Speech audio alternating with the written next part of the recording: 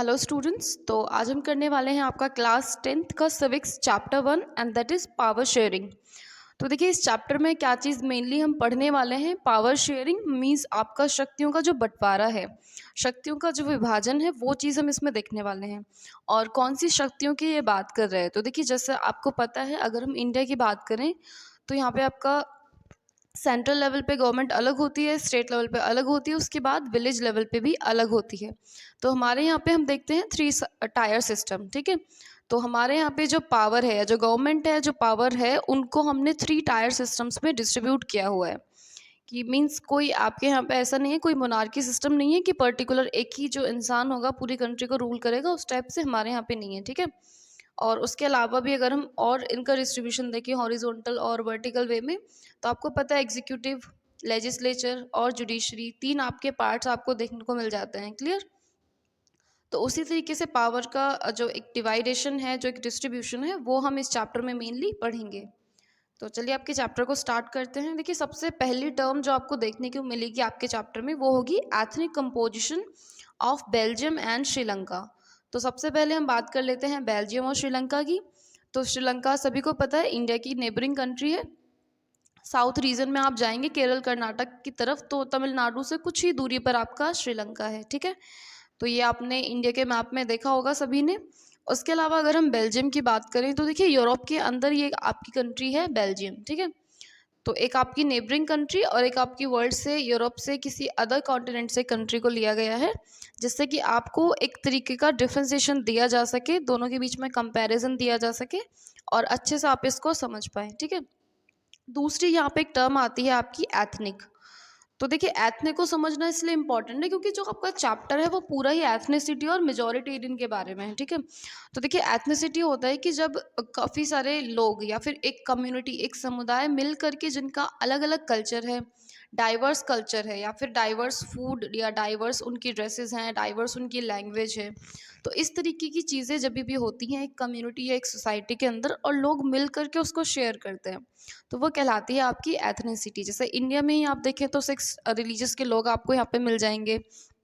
किसी भी एक पर्टिकुलर स्टेट में आप जाते हो तो उसमें भी आपको कुछ अलग अलग स्टेट्स के लोग भी मिलेंगे। मींस ऐसा नहीं कि अगर आप यूपी का एग्जांपल लेते हैं तो सिर्फ सारे ही लोग यूपी से बिलोंग करते हैं।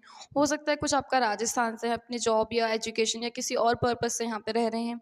कुछ लोग बिहार से होंगे, कुछ झारखंड से होंगे, हो सकता है कुछ लोग साउथ से भी हों।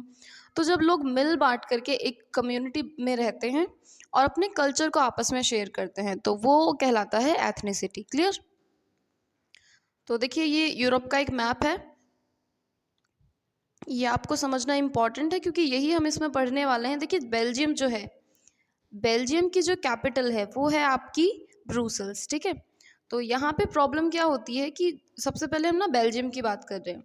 तो बेल्जियम के अंदर 59% लोग जो होते हैं ना, वो डच बोलते हैं, क्योंकि यहाँ पे जो एथनिसिटी आपको देखने को मिलेगी श्रीलंका और बेल्जियम में, वो है आपकी लैंग्वेज बेसिस पे। मीन्स यहाँ पे ना अलग अलग डाइवर्स जो लोग हैं ना, वो लैंग्वेज में डाइवर्स, आपको लैंग्वेज में डाइवर्सिटी आपको देखने को मिलेगी यहाँ पे, ठीक है। तो 59% लोग जो हैं वो डच बोलते हैं, उसके अलावा 40% फ्रेंच बोलते हैं, ठीक है। तो अभी हम ये चीज़ देख पा रहे हैं कि कंट्री के अंदर ना जो डच हैं वो मेजॉरिटी में है। देखिए मेजॉरिटी मतलब जो कि आपके नंबर में लोग ज़्यादा हों।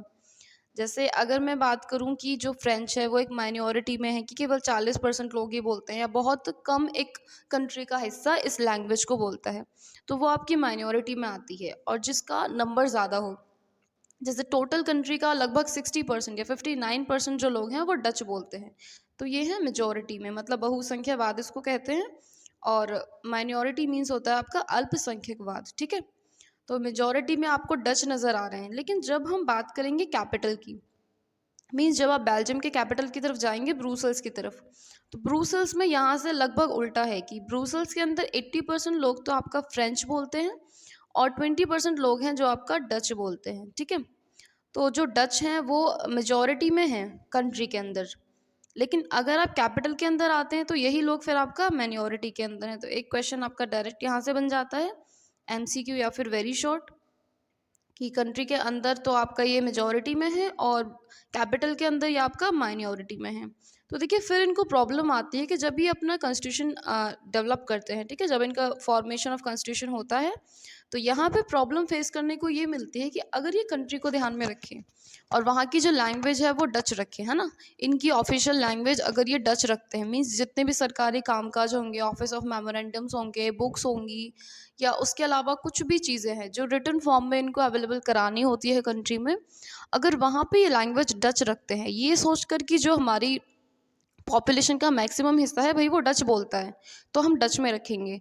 तो फिर प्रॉब्लम कहाँ आती है कि जब आप कैपिटल की तरफ मूव करते हैं तो कैपिटल में जो है आपके फ्रेंच मेजॉरिटी में है, तो इसलिए ना यहाँ पे एकदम वाइस वर्सा हो रहा है, तो इस वजह से प्रॉब्लम आती है। अब यही चीज़ हम देखने वाले हैं श्रीलंका में। अब क्या इसका सॉल्यूशन निकलेगा वो हम देखेंगे नेक्स्ट टॉपिक में, ठीक है। अभी सिर्फ आपको एथनिसिटी के बारे में बताया गया है, अब हम देख लेते हैं श्रीलंका को। तो देखिए श्रीलंका में जो लैंग्वेज बोली जाती है वो है आपकी सिन्हाला, ठीक है। जो श्रीलंकन्स हैं उनकी लैंग्वेज है सिन्हाला। तो यहाँ पे 75% जो लोग हैं वो तो सिन्हाला बोलते हैं। उसके अलावा यहाँ पे 18% है आपके तमिल स्पीकर्स, ठीक है। तो देखिए आपको लग रहा होगा कि कंट्री तो श्रीलंका है तो यहाँ पे तमिल क्यों रहते हैं। हर कंट्री में अलग अलग कंट्रीज़ के लोग रहते हैं, बट यहाँ पे एक रीज़न था। देखिए जिस टाइम पे इंडिया आपका कॉलोनी था, मतलब जब इंडिया कॉलोनियल इंडिया था, ब्रिटिशर्स ने जब इंडिया को कॉलोनी बनाया हुआ था, तो उस टाइम पे मोस्टली जो साउथ के पीपल हैं या फिर तमिल के लोग हैं उनको श्रीलंका भेजा जाता था कॉफ़ी और टी के प्लांटेशन के लिए, ठीक है। तो जब वो लोग वहाँ जाते थे तो कुछ टाइम बाद वो वहीं पे सेटल हो जाते थे। इस वजह से धीरे धीरे श्रीलंका में क्या हुआ, जो तमिल इंडियन तमिल है उनकी जो पॉपुलेशन है वो बहुत ज़्यादा ना बढ़ जाती है एक टाइम पे। तो 75% आपका सिन्हाला बोलते हैं, 18% तमिल स्पीकर्स हैं यहाँ पे, 13% श्रीलंकन तमिल हैं और 5% आपके इंडियन तमिल हैं, ठीक है। ये आपकी एथनिसिटी लैंग्वेज के बेसिस पे है श्रीलंका में। और जो ये रीजन आपको पिंक कलर से नज़र आ रहा होगा ये है आपका इंडियन तमिल, मीन्स इस रीजन में रहते हैं आपके Indian Tamil. So most of the Sinhala speaking people are Buddhist. तो काफ़ी सारे लोग जो कि सिन्हाला बोलते थे वो किस रिलीजियस से बिलोंग करते थे, बुद्धिस्ट से, ठीक है। और नेक्स्ट है आपका Tamil speaking people are both Hindu and Muslim. तो तमिल बोलने वालों में ऐसा नहीं कि केवल हिंदू ही थे, उसमें मुस्लिम भी थे। तो आप देख पा रहे हो कि एथनिसिटी यही होता है आपका, कि बहुत सारे लोग मिलकर के कल्चर को शेयर करते हैं ना, group of people sharing culture among in a country. तो बाकी की 7% पॉपुलेशन की हम बात करें तो उसमें आपके क्रिश्चियनिटी मीन्स क्रिश्चियंस भी आते हैं, और जो कि तमिल भी बोल लेते हैं और सिन्हाला भी बोल लेते हैं, इस टाइप से थी। तो ये हमने एथनिक कंपोजिशन देखा अभी श्रीलंका का और बेल्जियम का। अब हम बात कर लेते हैं मेजोरिटेरियनिज्म इन श्रीलंका। देखिए मेजोरिटेरियन क्या होता है ये अभी हमने पीछे देखा, लेकिन मेजोरिटेरियनिज्म क्या होता है पहले हम इस वर्ड को कंप्लीट करेंगे।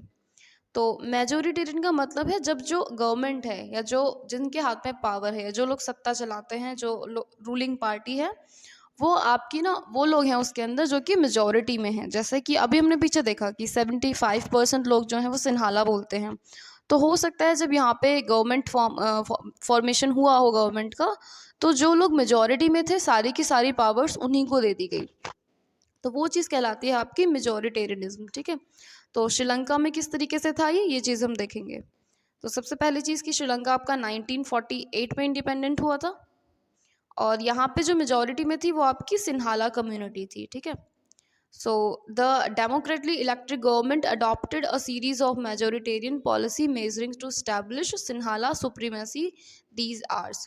तो ये कुछ मीजर्स हैं, मतलब जब यहाँ पे फर्स्ट टाइम आपका गवर्नमेंट इलेक्ट होती है डेमोक्रेटिकली, मीन्स इलेक्शंस होते हैं और गवर्नमेंट बनती है, तो एक adopted series of majoritarian policy यहाँ पे सामने आती है। मीन्स इन्होंने जो लॉ एंड ऑर्डर्स मेंटेन किया वो इस तरीके से किया कि जो सिन्हाला हैं मीन्स सुप्रीमेसी में थे वो उस टाइम पे, उन्हीं को सुप्रीम रखा जाए अभी भी। तो इन्होंने अपने कॉन्स्टिट्यूशन में कुछ इस टाइप के चेंजेस नहीं किए कि काफ़ी सारी जो इनकी पॉपुलेशन है वो तमिल से बिलोंग करती है, श्रीलंकन तमिल हैं या इंडियन तमिल हैं, तो उनके लिए कैसा ऐसा कुछ भी कोई रिजर्वेशन टाइप इन्होंने अपने कॉन्स्टिट्यूशन में नहीं रखा। तो इन्होंने क्या किया, केवल सिन्हाला को ही ऑफिशियल लैंग्वेज बनाया, ठीक। उसके अलावा the government follows preferential policies that favoured Sinhala applicants for universities position and government jobs. Means इन्होंने क्या चीज़ करी कि जो सिन्हाला है ना उन्हीं को सुप्रीमेसी दी, कि जो सिन्हाला स्पीकर्स हैं गवर्नमेंट जॉब्स भी उन्हीं के लिए हैं, और जितने भी यूनिवर्सिटीज़ अच्छे कॉलेज हैं उनमें उन्हीं को एडमिशन मिलेगा। तो इस तरीके का एक लॉ या एक्ट इन्होंने फॉर्मेट किए कि सारी की सारी चीज़ें किसके फेवर में जा रही हैं, यहाँ पे सिन्हाला स्पीकर के फेवर में, ठीक है। So these decisions gradually increased the feeling of alienation among the Sri Lankan Tamil. अब देखिए इसके बाद होता क्या है कि धीरे धीरे जो श्रीलंकन तमिल हैं वो अपने आप को कंट्री के अंदर ना छोटा, मतलब एक टाइप से वो फील करने लगते हैं कि मतलब हम लोग भी कंट्री का पार्ट हैं और वोटिंग में हम लोग भी पार्टिसिपेट करते हैं, लेकिन उसके बाद भी जो गवर्नमेंट बनती है वो हमारे लिए कोई स्टेप्स नहीं लेती है। So next by 1980 several political organizations were formed demanding an independent Tamil alim in northern and eastern parts of Sri Lanka। देखिए नेक्स्ट फिर यहाँ पे 1980s में क्या स्टार्ट हो जाता है कि जो श्रीलंकन तमिल्स हैं वो कहने लगते हैं कि जब आपने कॉन्स्टिट्यूशन बनाया कैपिटल में और कंट्री में, आपने कोई भी चेंजेस नहीं किया, आपने सारी चीज़ें सिन्हाला स्पीकर्स के फेवर में रखी, तो आप एक काम कीजिए, जितने भी तमिल स्पीकर्स हैं उनको एक अलग से स्टेट दे दीजिए ताकि वो अपना ना अलग से लॉ एंड ऑर्डर चला सकें, अपनी अलग से गवर्नमेंट वो चला सकें और उनका वहाँ पे खुद का ऑफिस ऑफ मेमोरेंडम हो, सारी चीज़ें उनकी खुद की हों और ऑफिशियल लैंग्वेज वो अपनी तमिल को ही रखें, जिससे कि जो बाकी पॉपुलेशन है उसको प्रॉब्लम ना हो। तो कहीं ना कहीं ये demand day by day increase होने लगती है कि वो भी एक इंडिपेंडेंट स्टेट चाहते हैं। देखिए एलम मीन्स होता है स्टेट, ठीक है। अब धीरे धीरे जो ये कंडीशंस थी बहुत ज़्यादा बेकार होने लगती हैं और धीरे धीरे ये सब सारी चीज़ें एक सिविल वॉर में चेंज होने लगती है। देखिए सिविल वॉर मतलब एक कंट्री के अंदर ही अलग अलग कम्युनिटी के लोगों के बीच में जब चल रहा होता है, मीन्स कंट्री के अंदर अलग अलग कम्युनिटी के या समुदाय के लोगों के बीच में, गवर्नमेंट का लोगों से या लोगों का गवर्नमेंट से या अलग अलग कम्युनिटी से या गवर्नमेंट के कुछ पार्ट्स के बीच में जब कन्फ्लिक्ट इश्यूज क्रिएट होते हैं तब कहलाता है आपका सिविल वॉर। क्लियर। तो देखिए नेक्स्ट लेक्चर में हम करेंगे आपका अकोमोडेशन इन बेल्जियम और why power sharing is desirable.